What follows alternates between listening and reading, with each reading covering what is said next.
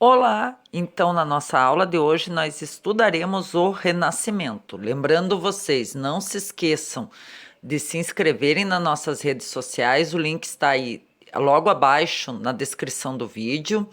Também tem o nosso material com precinho bem especial para você, que é a linha do tempo da história da arte. E também baixe o seu mapa mental para download. Lembrando que o Renascimento é sinaleiro do Vestiba. No sinaleiro do vestibulo ele é vermelho. Então, essa aula é dividida em duas partes devido a ser um conteúdo muito denso. Hoje nós veremos a parte um e na quarta-feira nós veremos a parte 2. Hoje, dia 19 de agosto. Na quarta-feira, dia 21 de agosto, nós veremos a parte 2.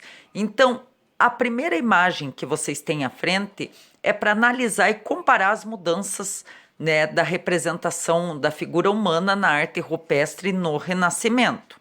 Então vocês vejam ali uma pintura nas cavernas que remete à arte rupestre e ali a pintura renascentista, o quanto nós progredimos nessa pintura e nós iremos conhecê-la agora. Então o Renascimento, ele é devido à redescoberta e à revalorização das referências culturais da Antiguidade Clássica. Lembrando, foi rebuscado lá nos padrões da arte da Grécia Antiga. Nós temos a nossa aula sobre a arte grega e também nos padrões da arte romana. Então, a arte greco-romana foi a fonte de inspiração para o Renascimento.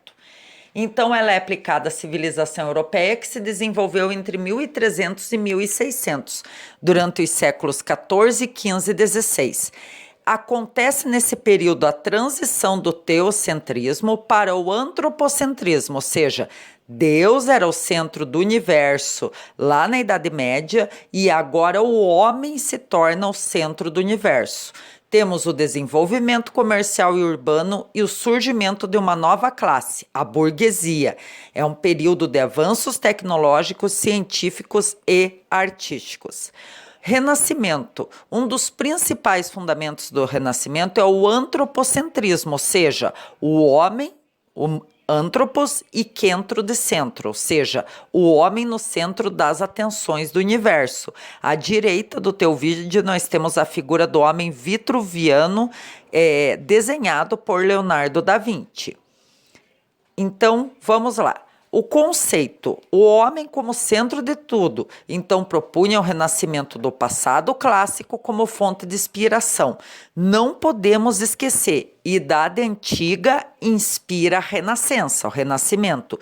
Idade Média vai inspirar o Barroco, que é a escola, o movimento artístico logo depois do Renascimento, que eu também estarei gravando vídeos para vocês.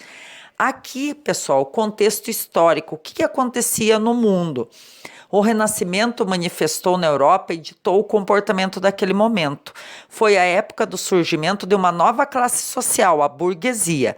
Pessoas que não necessariamente tinham títulos de nobreza ou faziam parte da monarquia e do clero, porém tinham grande força política por terem acumulado capital por meio do comércio. Lembrando que nós estamos saindo aí do período do feudalismo, e estamos entrando num período que o pessoal está migrando do campo para as cidades, que é o período pré-revolução industrial.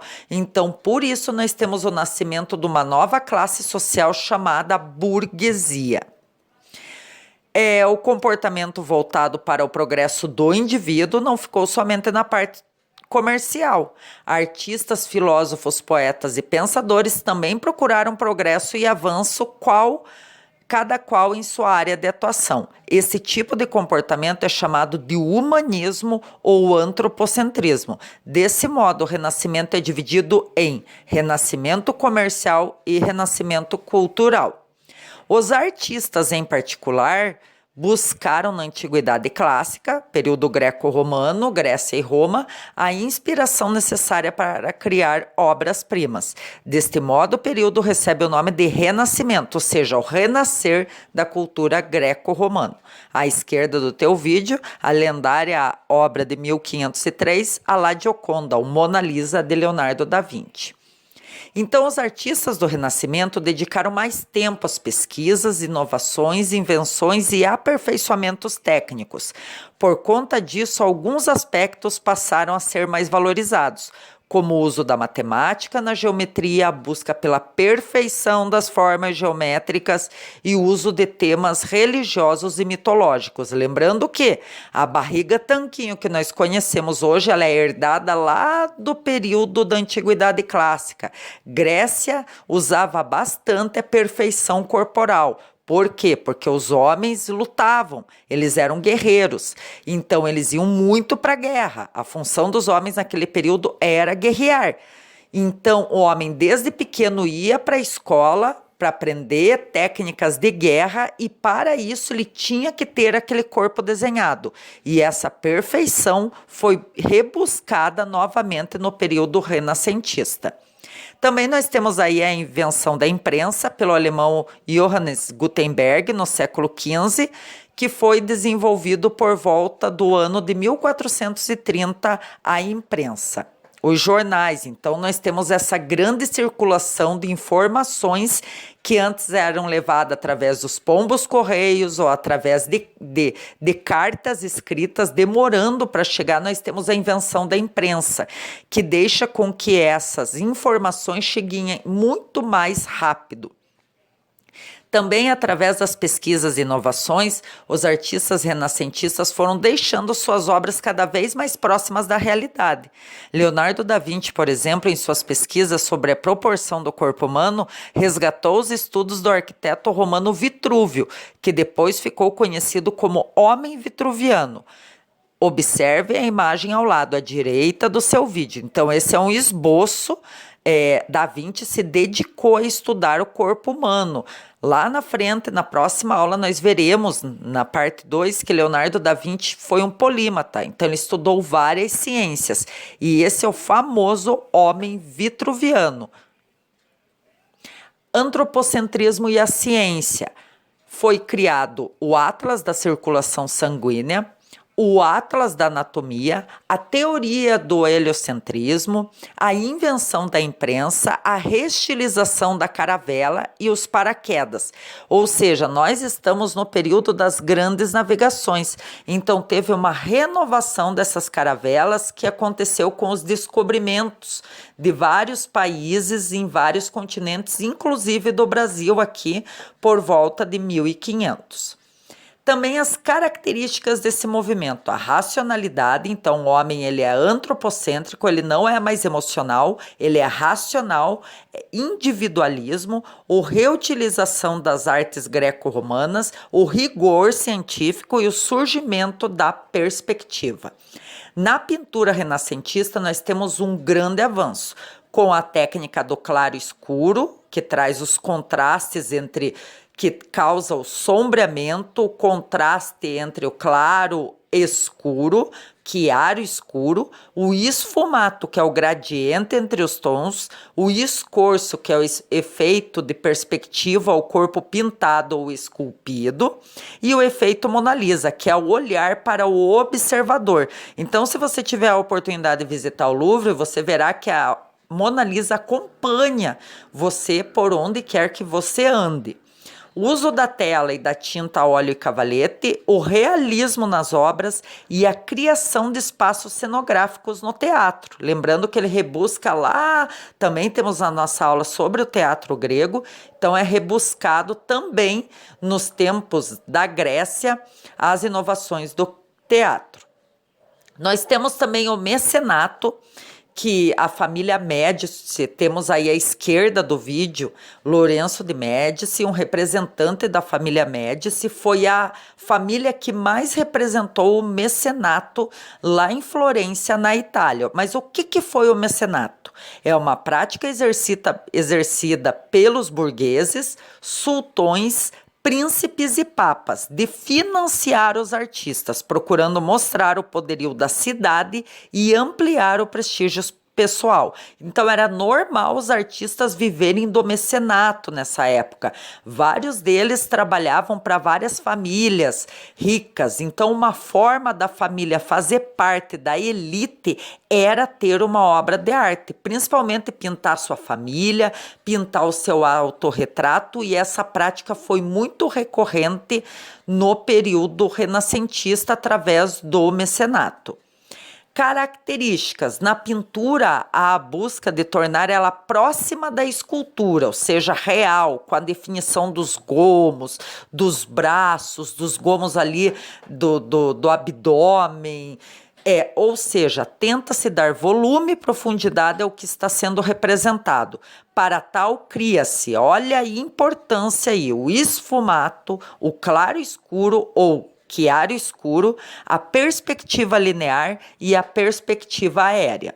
Então vamos observar as pinturas renascentistas. Nós temos ali a dama do Arminho de Da Vinci, retrato de Cecília Gallerani, e temos à direita o Nascimento de Vênus de Botticelli.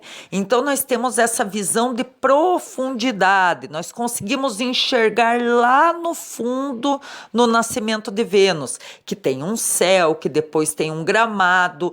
Isso se dá à técnica da perspectiva. E Da Vinci, à esquerda do seu vídeo, trabalhava com a técnica do chiaro escuro, ou seja, não tinha aquele efeito marcado, aquele efeito delineado. Lembra quando você está lá no fundamental que a professora te dá a folhinha de atividade para você ligar os pontos e traçar?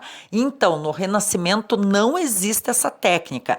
Ela é confundida através do jogo de luz e de sombra das técnicas de perspectiva, esfumato e chiaro escuro.